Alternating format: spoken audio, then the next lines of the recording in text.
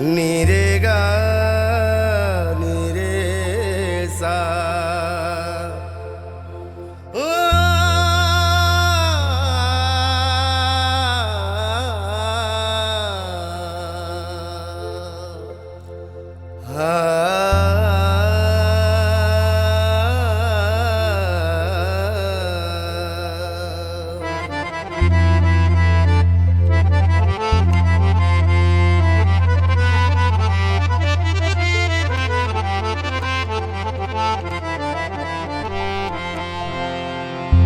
सजा दो घर को गुलशन सा, सजा दो घर को गुलशन सा, मेरे सरकार आए हैं। सजा दो घर को गुलशन सा, मेरे सरकार आए हैं। मेरे सरकार आए हैं, मेरे सरकार आए हैं, मेरे सरकार आए हैं। वेरी गुड इवनिंग भाई, वेरी गुड इवनिंग जी, वेरी गुड इवनिंग। की हाल चाल? चलो बहुत वधिया वधिया ही होना चाहिए। अच्छा, आज आपकी क्लास ना लाइव नहीं हो पाएगी, ठीक है, इसलिए मैं इस क्लास को रिकॉर्ड कर रहा हूँ ताकि मैं इसको रिकॉर्डिंग डाल दूंगा। तो क्योंकि मेरे को शाम को डॉक्टर के पास जाना है, मेरे को ये था कि आपकी क्लास की छुट्टी ना हो जाए, इसलिए मेरे को यह था कि मैं क्लास रिकॉर्ड करके डाल दूं ताकि आपका नुकसान ना हो बस, ठीक है। चलो अब एक बार सारे के सारे बच्चे फटाफट से यहाँ पे आ जाओ जी। अच्छा, आज वाली क्लास में हमें क्या करना है? आज वाली क्लास के अंदर मैंने कहा था कि जितने भी आपके बच्चे कुछ टॉपिक जीएसटी में हैं, एक बार वो सारे अपने रिवाइज करके आने, ठीक है। तो आज हम क्या करेंगे? आज हम लिखने की प्रैक्टिस नहीं करेंगे, मोटा मोटी जो भी आपके बैलेंस क्वेश्चन बचे हैं उसके एक बार फटाफट से आंसर हम डिस्कस कर लेंगे कि क्या हमें आंसर आते या नहीं आते, ठीक है। और कल जो हमारी 29 जुलाई है, तो कल एक तो इसके हम प्रेजेंटेशन भी कर लेंगे, जितने भी इंपॉर्टेंट क्वेश्चंस होंगे उसकी प्रेजेंटेशन भी कर लेंगे। और कल से हम क्या करने वाले हैं? कल से अच्छा एक बार इस बार की एमटीपी भी ना एक बार मेरे को व्हाट्सएप कर देना, ठीक है। एक बार इस बार की एमटीपी मेरे को व्हाट्सएप कर देना, उसको भी हम डिस्कस कर लेंगे। और देन फिर कल हम क्या करेंगे? कल जितने भी क्वेश्चन आपके मॉड्यूल के हैं, ठीक है, जो भी आपके इंस्टीट्यूट के मॉड्यूल में है, वो जितने भी इंपॉर्टेंट क्वेश्चन है उसको फिर हम चैप्टर वाइज डिस्कस करना स्टार्ट करेंगे, ठीक है। तो कल के लिए आप चैप्टर नोट कर लो, वही अगेन सप्लाई का चैप्टर, आरसीएम वाला चैप्टर, कॉम्पोजिशन लेवी वाला चैप्टर, और आरसीएम कॉम्पोजिशन लेवी सप्लाई का चैप्टर, और एक टाइम ऑफ सप्लाई का चैप्टर। ये 4 चैप्टर आप कल के लिए नोट डाउन कर लो, ठीक है ना। मतलब कल इन चारों के जितने भी इंपॉर्टेंट क्वेश्चन हमारे मॉड्यूल में होंगे या पास्ट ईयर जो भी इंपॉर्टेंट क्वेश्चन होंगे उसको हम डिस्कस करने वाले हैं, ठीक है जी। चलो अब एक बार सारे के सारे बच्चे फटाफट से यहाँ पे आ जाओ। तो फाइनली आज हम ये मॉडल टेस्ट पेपर सारे के सारे 8 मॉडल टेस्ट पेपर थे ना, तो 8 के 8 मॉडल टेस्ट पेपर ये आज हमारे खत्म हो जाएंगे। अब तुम्हारे अंदर भी कॉन्फिडेंस रहेगा, चलो हमने मॉडल टेस्ट पेपर सारे एक बार कर लिए, ठीक है ना। मतलब नहीं तो फिर होगा क्या कि मान लो कल इसमें से क्वेश्चन बन गया, अब तुम्हें लगे यार ये काश मैंने मॉडल टेस्ट पेपर कर ही लिया होता, तो तुम्हारे दिमाग में ये नहीं होगा कि हमने किया नहीं, ऑलमोस्ट सारे क्वेश्चन जो है इसमें से हमारे प्रैक्टिस हो चुके हैं, ठीक है। चलो अब एक बार सारे के सारे बच्चे फटाफट से यहाँ पे आओ जी। अब एक तो सबसे पहला क्वेश्चन जो हम यहाँ पे डिस्कस करने वाले हैं वो क्वेश्चन है एग्जम्पशन के चैप्टर का। आओ जी, वो क्वेश्चन क्या कह रहे हैं?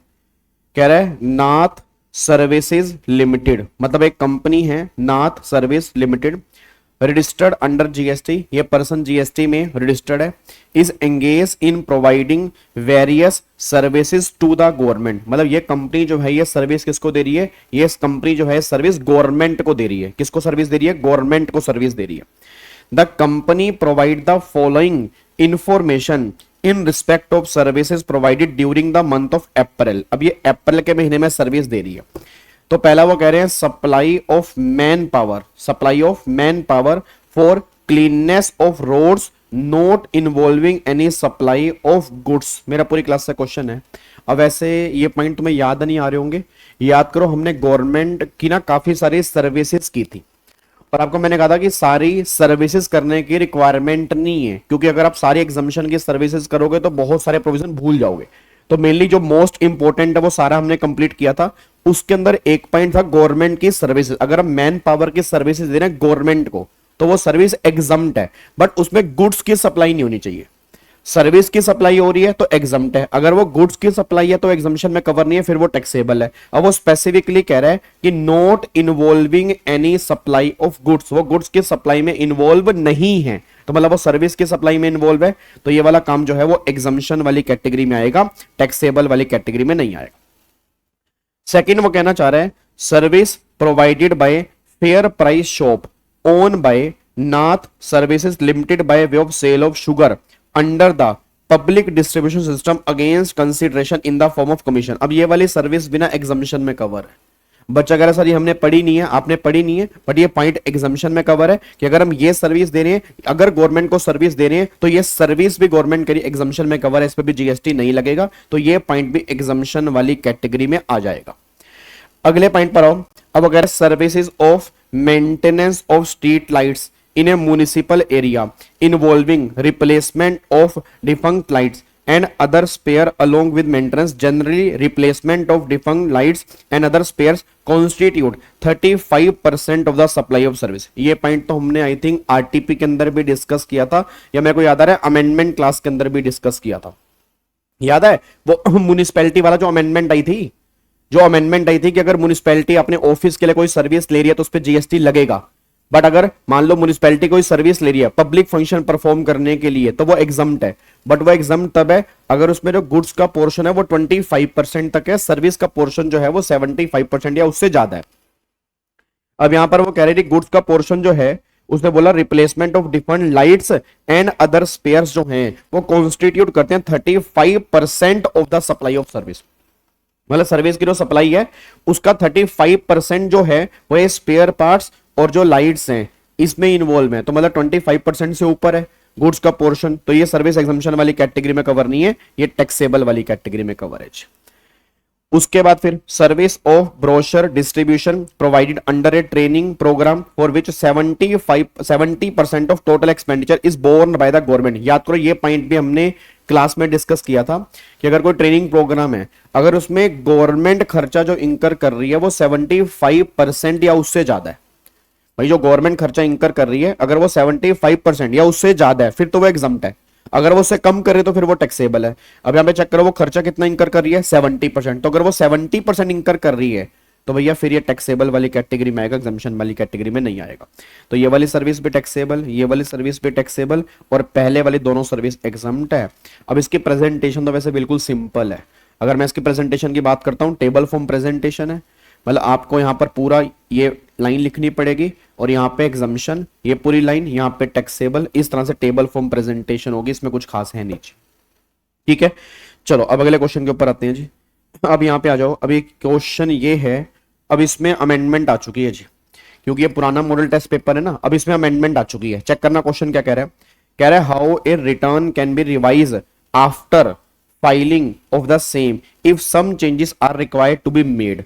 अब आपको याद करो, वैसे तो आपको मैंने कहा था कि जीएसटी में जैसे इनकम टैक्स में रिटर्न को रिवाइज कर सकते हो, ऐसे जीएसटी में रिटर्न को रिवाइज करने वाला ऑप्शन नहीं होता। मतलब पहले की बात करता हूं, अब तो अमेंडमेंट आ गई ना। पहले क्या था, रिटर्न रिवाइज कर ही नहीं सकते थे, आप रिटर्न को रेक्टिफाई कर सकते थे। अच्छा, रेक्टिफाई कैसे कर सकते थे? अगली रिटर्न में, मतलब जो अगली रिटर्न जाएगी ना उसमें गवर्नमेंट कहती थी तुम अगली रिटर्न जब भरोगे उसमें रेक्टिफिकेशन कर सकते हो, अदरवाइज इस रिटर्न को तुम रिवाइज नहीं कर सकते। बट याद है अब एक नया फॉर्म नंबर आया है, याद करो GSTR1A, जो कहता है कि अगर मान लो GSTR1 भर दी, आपको लग रहा है उसमें कोई गलती है, आप रिवाइज कर सकते हो। कब कर सकते हो? GSTR1 की ड्यू डेट के बाद और GSTR3B की ड्यू डेट से पहले आप GSTR1A के थ्रू आप अपनी रिटर्न को रिवाइज भी कर सकते हो, और ये रिवीजन सिर्फ एक बार कर सकते हो, मल्टीपल टाइम नहीं कर सकते। जैसे इनकम टैक्स में क्या होता है, इनकम टैक्स में आपने एक बार रिटर्न रिवाइज कर दी तो मल्टीपल टाइम आप रिटर्न को रिवाइज कर सकते हो, बट जीएसटी में ऐसा नहीं। जीएसटी में क्या है, अगर आपने एक बार GSTR1A भर दिया तो बस फिर 1A एक ही बार जाएगा, दो बार नहीं जाएगा, बस ये पर ध्यान दो। क्या बात मेरी समझ में आ रही है? तो वो पॉइंट यहां पे आ रहा है। तो अब यहाँ पे क्वेश्चन, अगर आप इसका आंसर चेक करोगे ना, इसके आंसर में 1A की बात नहीं है, इसके आंसर में नॉर्मली वही लिखा होगा कि रिवीजन पॉसिबल नहीं है, रेक्टिफिकेशन पॉसिबल है। अगली रिटर्न में तुम रेक्टिफाई कर सकते हो और रेक्टिफिकेशन की लास्ट डेट होती है अगले साल की 30 नवंबर और एनुअल रिटर्न फाइल करने की actual date whichever is earlier, तो वो रेक्टिफिकेशन की डेट है। बट अब तो रिवीजन भी पॉसिबल है, रिवीजन भी पॉसिबल है, रेक्टिफिकेशन भी पॉसिबल है।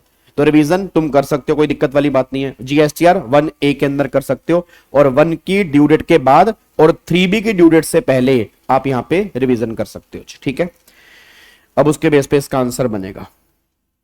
आओ जी अगले क्वेश्चन पे आओ। अब अगला क्वेश्चन यहां पे चेक करते हैं नेक्स्ट क्वेश्चन क्या निकल के आ रहा है जी। देखो जी क्वेश्चन नंबर है 3 का ए पार्ट हम यहां पे चेक करते हैं क्या कह रहा है। देखो जी कह रहा है मिस्टर सोहन, ध्यान से पढ़ना जी, ये क्वेश्चन ई वे बिल का है, ये क्वेश्चन जो है ई वे बिल का है जी।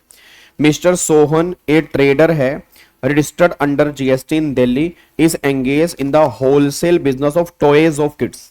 ठीक है, mister Roshan registered under GST in Patiala. Mister Rohan, पहले मिस्टर सोहन था, मिस्टर रोशन है। ठीक है, a regular return file supply toys in bulk of to mister Sohan for selling to end consumer. ठीक है, तो मिस्टर रोशन जो है वो सप्लाई करता है टॉयज और वो रेगुलर रिटर्न फाइल कर रहा है। Mister Sohan paying tax in regular scheme in Delhi has not file GSTR 3B in last 2 month. Okay, mister Sohan ने जो है लास्ट 2 महीने में उसने 3B रिटर्न नहीं भरी। ठीक है, mister Roshan wants to generate e way bill for toys amounting 5 lakh रुपए to supply to mister Sohan. अच्छी बात है। Also Mister Mohan from Jammu approach Mister Sohan for purchase of toys amounting to 75,000 for the purpose of return gift on his son first birthday party. Sohan wants to generate e way bill in respect of an outward supply of goods to mister Mohan.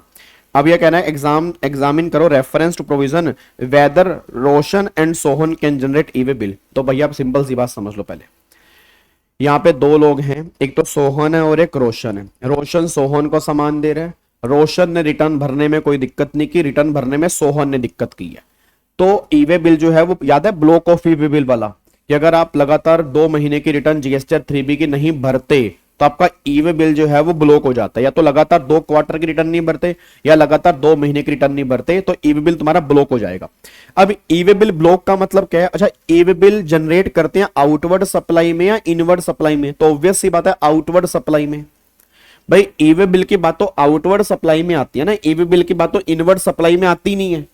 अच्छा, अब यहां पे रोशन supply कर रहा है सोहन को, तो रोशन ने तो कोई डिफॉल्ट ही नहीं किया। रोशन तो वो कह रहे हैं रोशन तो रेगुलर रिटर्न फाइल कर रहा है, रोशन में तो कोई दिक्कत ही नहीं है। तो रोशन अपनी आउटवर्ड सप्लाई के लिए ई वे बिल जनरेट कर सकता है, कोई दिक्कत वाली बात यहां पे नहीं है। बट सोहन जो है, सोहन जीएसटीआर 3B की 2 महीने की रिटर्न नहीं भरी, तो सोहन अपनी आउटवर्ड सप्लाई के लिए ई वे बिल जनरेट नहीं कर सकता। बस ये पर ध्यान दो। तो सिंपल सी बात यहां पे निकल के आ रही है कि ऐसा यहां पे क्या है, मान लो सोहन है, ये रोहन है, अब सोहन ने कोई डिफॉल्ट की है तो इट डजंट मीन ना कि रोशन ई वे बिल जनरेट नहीं करेगा। रोशन को क्या दिक्कत है? और रोशन तो अपनी सारी के सारी कंडीशन सेटिस्फाइड कर रहे हैं, रोशन आउटवर्ड सप्लाई कर रहा है, तो गवर्नमेंट ने कहा रोशन तू तो कर सकता है। सोहन ने डिफॉल्ट किया, सोहन अपनी आउटवर्ड सप्लाई पर ई वे बिल जो है वो जनरेट नहीं कर सकता। बस ये पर ध्यान दो। क्या बात समझ आ रही है? तो ये पॉइंट आपका यहां पे निकल के आएगा। तो इस केस में आउटवर्ड सप्लाई पर जनरेट होता है, तो आउटवर्ड सप्लाई ऐसा नहीं है कि अगर मान लो मेरे बायर ने कोई डिफॉल्ट किया तो मैं जनरेट नहीं कर पाऊंगा, नहीं, आपने कोई डिफॉल्ट किया हो तो आप जनरेट नहीं कर पाओगे। ये पॉइंट ई वे बिल के अंदर आता है। डन। तो इसमें रोशन के लिए मनाई है, सॉरी रोशन के लिए ओके है, बट सोहन के लिए मनाई है। बस ये पर ध्यान दो। अब आगे देखो री, ये दोनों क्वेश्चन हमारे आ रहे हैं प्लेस ऑफ सप्लाई के। देखो री क्या कह रहा है, कह रहा है discuss briefly the place of supply of goods purchase over the counter in the one state and transport to another state by the buyer. ये बता किसकी बात कर रहे हैं? ये बात कर रहे हैं B2C वाले केस में। ये बात कर रहे हैं B2C वाले केस में। आपको बता दूं B2B वाले केस में तो मुद्दा सिंपल है। याद है B2B वाले केस में क्या है कि मूवमेंट इन्वॉल्व करता है या मूवमेंट इन्वॉल्व नहीं करता। अगर मूवमेंट इन्वॉल्व करता है तो फिर जहां पर गुड्स की लोकेशन टर्मिनेट होगी, और अगर मूवमेंट इन्वॉल्व नहीं करता तो फिर डिलीवरी पॉइंट। बट अगर B2C वाला केस है तो गवर्नमेंट कहती है सप्लायर, मान लो अगर मैं सप्लायर हूं और आप रिसीवर हो और आप अनरजिस्टर्ड हो, आप क्या हो? अनरजिस्टर्ड हो, तो गवर्नमेंट इस केस में बात कहते हैं कि मेरी बुक्स में आपका जो एड्रेस होगा वो प्लेस ऑफ सप्लाई बनेगा। तो याद है वो सर्विस वाले केस में डिफॉल्ट रूल लगता था। हेलो भाई साहब, ओए ओए इधर याद करो, सर्विस वाले केस में वो डिफॉल्ट रूल लगता था, रिसीवर जहां सप्लाई वहां, रिसीवर कहां नहीं पता, सप्लायर जहां सप्लाई वहां। सर्विस वाले केस में डिफॉल्ट रूल था, याद आ रहा है। सेम गुड्स वाले केस में भी है। गुड्स वाले केस के अंदर भी सेम गवर्नमेंट कहना चाहती है कि भाई रिसीवर की जो लोकेशन है वो प्लेस ऑफ सप्लाई बनेगी। अगर रिसीवर की लोकेशन नहीं पता देन सप्लायर की लोकेशन जो है वो प्लेस ऑफ सप्लाई बन जाएगी। और यहां पर एक पॉइंट और था जी, याद करो B2C वाले केस में एक पॉइंट और था। जैसे आपको मैंने कहा था ना, वो अमेजोन पे, आप फ्लिपकार्ट पे, अमेजोन पे सामान मंगाते हो, आप बिलिंग एड्रेस अपना नाम पर रखते हो, शिपिंग एड्रेस किसी और का। मेरे तोनू ने ताना ताया नहीं ताया, ताना ताया तो कब काया, त्यों ताया तो त्यों ताया। याद है ना कि मैं बेबी तो दिफ्त बेदना ताता हूं, और बेबी को बिल मेरे नाम पे आना चाहिए, बेबी ते घर में सामान पहुंच दाना चाहिए। तो बिल टू शिप टू जो हम वहां करते थे, तो बिल टू शिप टू वाले केस में क्या करते थे हम, वो B2B वाले केस में था, जिसने डायरेक्शन दी उसकी लोकेशन। बट यहाँ पे ऐसा नहीं है, यहाँ पे बिलिंग एड्रेस अलग है, और अगर शिपिंग एड्रेस अलग है तो यहां पे गवर्नमेंट कहती है जो शिपिंग एड्रेस है भाई, जहां पे सामान जा रहा है वो लोकेशन जो होगी वो प्लेस ऑफ सप्लाई बनेगा। बस ये पर ध्यान दो, B2C वाले केस की बात कर रहा हूं मैं। क्या बात समझ में आ रही है? तो अगर डिलीवरी एड्रेस, अगर मैं डिलीवरी एड्रेस की बात करूंगा, डिलीवरी एड्रेस और आपका बिलिंग एड्रेस अगर अलग है तो डिलीवरी मतलब जहां पे डिलीवर हो रहा होगा वो लोकेशन जो होगी वो उसकी प्लेस ऑफ सप्लाई बनेगी। ये पॉइंट हमें यहां पे लिख के आना है। डन? क्या बात समझ में आ रही है? पक्का पक्का। चलो अब अगले पॉइंट पर आओ जी। अगला क्वेश्चन है, what would be the place of supply of service provided by event management company for organizing a sporting event for sports federation which is held in multiple state. वैसे तो इवेंट ऑर्गेनाइजर की जो service है वो तो B2B वाले case में तो रजिस्टर्ड पर्सन की लोकेशन, B2C वाले केस में जहां पे इवेंट हो रहा है, अगर इवेंट इंडिया से बाहर हो रहा है तो हम बोलते थे रिसीवर की लोकेशन प्लेस ऑफ सप्लाई बनेगा। बट याद है मैंने कहा था कि अगर इवेंट मान लो मल्टीपल स्टेट में हो रहा है, अगर इवेंट मान लो मल्टीपल स्टेट में है तो फिर हमें प्रोपोर्शनेट वैल्यू निकालनी पड़ेगी स्टेट वाइज कि हर स्टेट में उस इवेंट के कितने रुपए लिए गए हैं, तो अकॉर्डिंगली वहां पे GST एप्लीकेबल होगा। बस ये पर ध्यान दो। तो सिंपल सी बात, गवर्नमेंट ये बात कहना चाह रही है कि भैया हर स्टेट में गवर्नमेंट कह रही है कि भैया कितने रुपए लिए गए हैं, तो अकॉर्डिंगली प्रोपोर्शनेट वैल्यू निकालोगे, उस प्रोपोर्शनेट वैल्यू के बेस पे गवर्नमेंट करी वहां पे GST एप्लीकेबल होगा। बस ये पर ध्यान दो। क्या बात मेरी समझ में आ रही है? ठीक है, तो यहां पर वही हमें लिखना पड़ेगा, मल्टीपल स्टेट है तो भैया पहले तो नॉर्मल केस में तो B2B वाले केस में रजिस्टर्ड पर्सन की लोकेशन, B2C वाले केस में जहां पे इवेंट हो रहा है, अगर इवेंट इंडिया से बाहर हेल्ड हो रहा है तो रिसीवर की लोकेशन, और अगर मल्टीपल स्टेट में हो रहा है तो स्टेट वाइज प्रोपोर्शनेट वैल्यू हमें निकालनी पड़ेगी, अकॉर्डिंगली वहां पे GST जो है वो एप्लीकेबल हो जाएगा। इस पॉइंट में ही आएगा। डन? कोई दिक्कत तो नहीं है? चलो अब अगले पॉइंट पर आओ जी।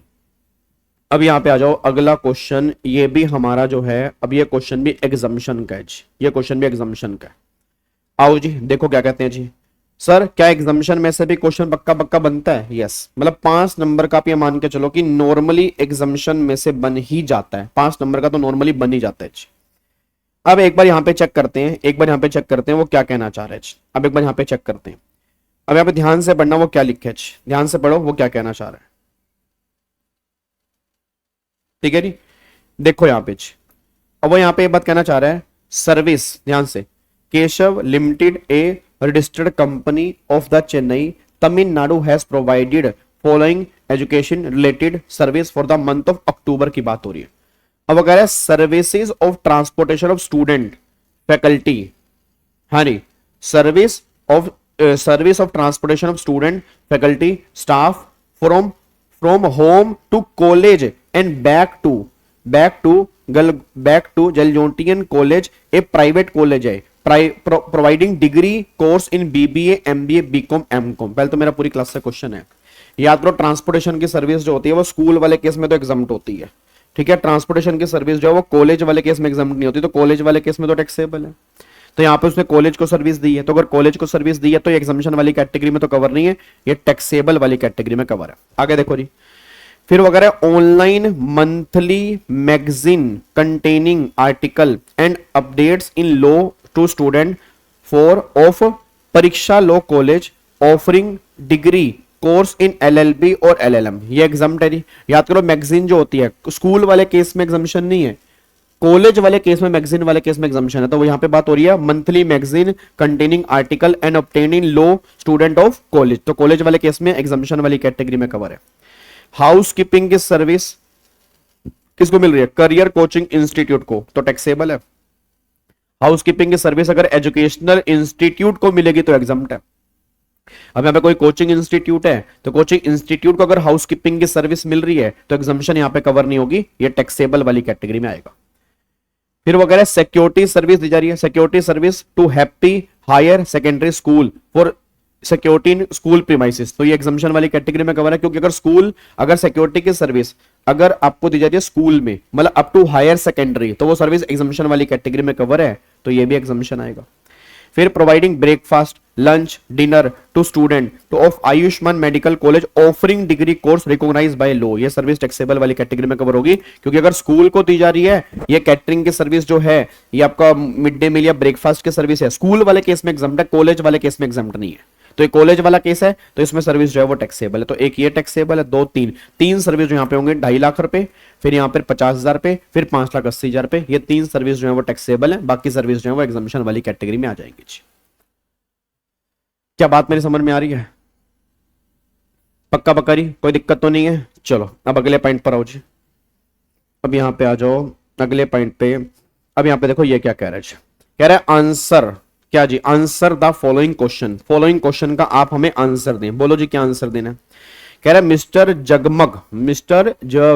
जगमग a registered dealer in Kerala paying tax under composition levy from 1 April, ठीक है जी, from 1 April, however he opt to pay tax under regular scheme from 1st December, is he liable to GSTR for the said financial year during the which he opted for composition scheme? obvious सी बात है, yes। भाई एक बात मेरे को बताओ, दिसंबर तक उसने कॉम्पोजिशन स्कीम ली है, उसके बाद फॉर एग्जाम्पल नवंबर तक उसने कॉम्पोजिशन स्कीम ली है, उसके बाद फिर वो 1 दिसंबर से नॉर्मल स्कीम में आ रहा है, तो भैया नवंबर तक की रिटर्न तो वो GSTR 4 के अंदर ही भरेगा। भाई जहां तक उसने कॉम्पोजिशन स्कीम ली है उसके लिए तो उसको GSTR 4 भरनी पड़ेगी ना, तो बिल्कुल कंफर्म नवंबर तक के लिए GSTR 4 उसको भरनी ही पड़ेगी, बस ये पर ध्यान दो। क्या बात समझ में आ रही है? चलो अगले पॉइंट पर आओ। नेक्स्ट पॉइंट क्या लिखा होगा? नेक्स्ट पॉइंट कह रहा है मिसिस गार्गी, ठीक है ना, Missus Gargi a registered dealer in Rajasthan did not file 3B for the month of June, ठीक है, but she wants to file GSTR 3B for the month of July. Possible ही नहीं है, पॉसिबल ही नहीं है भाई साहब।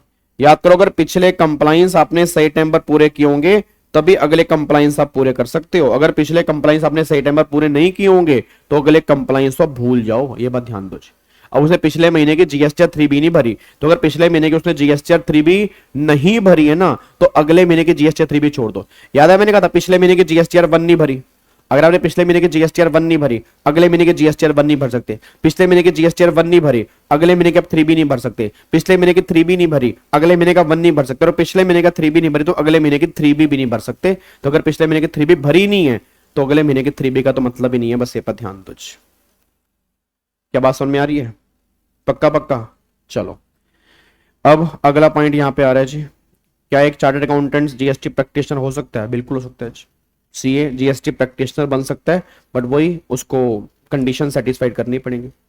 अगला फिर पॉइंट यहां पे निकल के आ रहा है, what would be the place of supply of service provided by an event management company. ये तो वही अभी हम पढ़ के आए हैं जी, सेम वाला पॉइंट तो भी हम पढ़ के आए हैं, सेम पॉइंट पे तो पढ़ के आए हैं अभी, मल्टीपल ये बना इवेंट वाला मल्टीपल स्टेट वाला, तो वही पॉइंट आ गया जी। अब आगे देखो नेक्स्ट पॉइंट क्या निकल के आ रहा है, वगैरह service provided by an entity registered under 12AB of the income tax act are exempt GST if such service are provided by of charitable activity elaborate the term of charitable activity. अब charitable activity में क्या क्या आएगा?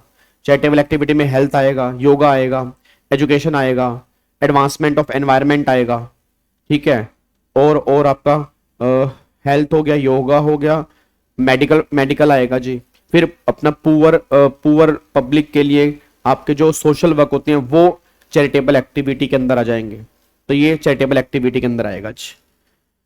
तो charitable activity के अंदर question number 4 का हमारा B पार्ट, तो एक तो आपको मैंने बता दिया जी, एक तो आपको मैंने बता दिया कि यहाँ पे कि क्या क्या क्या क्या आएगा?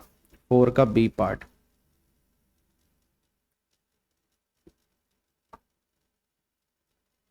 कहाँ पे है? हाँ ये रज। तो ये पॉइंट आपको योगा मैंने बता दिया, हेल्थ बता दिया, एजुकेशन बता दिया जी।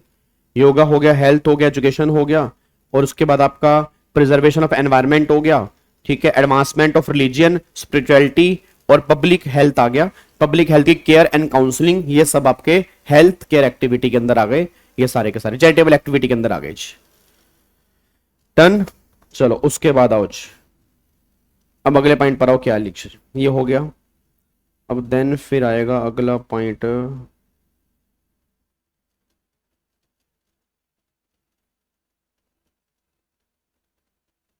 लो जी, इसमें देखते हैं कौन सा। हाँ, अब वो कह रहा है प्लेस ऑफ सप्लाई बताओ मोबाइल कनेक्शन वाले केस में। याद है मोबाइल कनेक्शन वाले केस में पहले तो वो फिक्स लाइन होती है, तो फिक्स लाइन वाले केस में जहां पे इक्विपमेंट होता है, ठीक है। फिर प्रीपेड वाले केस में, भाई अगर मान लो प्रीपेड कनेक्शन है, तो प्रीपेड कनेक्शन वाले केस में नॉर्मली सप्लायर की लोकेशन बनती है, फिर या तो रिसीवर का जो एड्रेस होता है वो बन जाता है, ठीक है। फिर अगर ऑनलाइन आप पेमेंट करवा रहे हो, तो ऑनलाइन पेमेंट वाले केस में रिसीवर की लोकेशन अगर वो नहीं है, तो फिर सप्लायर की लोकेशन बनती है। तो वो पूरा मोबाइल कनेक्शन वाला जो हमने लिखा है पूरा चिपका के आना चाहिए। अब कई बार क्या होता है, इसमें से थ्योरी बेस्ड क्वेश्चन बन जाते हैं। अगला भी देखो वही same, supporting event multiple rate. भाई साहब ये क्वेश्चन तो बहुत ही बार बन गया। आप चेक करो, ये क्वेश्चन तो 3 बार हमने चेक किया, तीनों के तीनों बार बना हुआ है जी। तो ये क्वेश्चन जो है वो 3 बार मतलब इन्होंने मॉडल टेस्ट पेपर के अंदर दे रखा है। अभी देखा, इससे पहले देखा, उससे पहले देखा जी।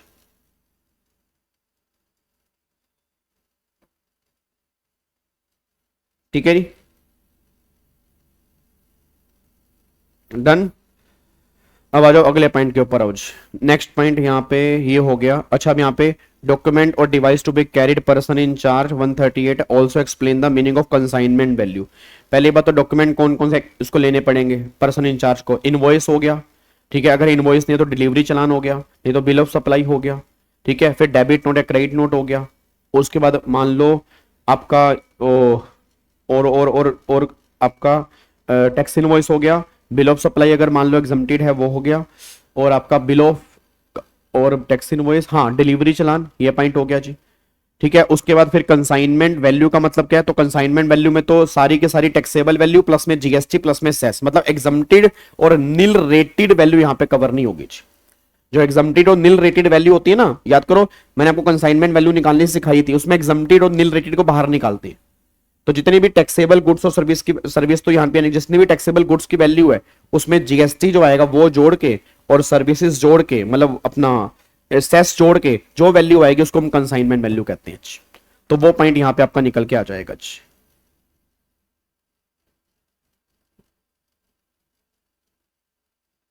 ठीक है, उसके बाद देखो जी अगला पॉइंट क्या निकल के आ रहा है। बस यही है जी, और यहाँ पे कुछ ये तो हो गया ये क्वेश्चन। उसके बाद यहाँ पे all tax payer require GST return only after the end of tax period. Only after the end of tax, नहीं उससे पहले ही भर सकते हो जी। जीएसटी रिटर्न तो 11 तारीख है, उससे पहले आप अपनी जीएसटी रिटर्न भर सकते हो। उसके बाद अब यहाँ पे कह रहा है unregistered person Papan from Faridabad travel by Air India flight from Pune to Delhi and gets its travel insurance done in Pune, what is the place of supply insurance company. तो भैया इंश्योरेंस कंपनी में तो जो रिसीवर की लोकेशन है, जो सप्लायर के बुक्स में रिसीवर का जो एड्रेस है वही प्लेस ऑफ सप्लाई बनेगा जी।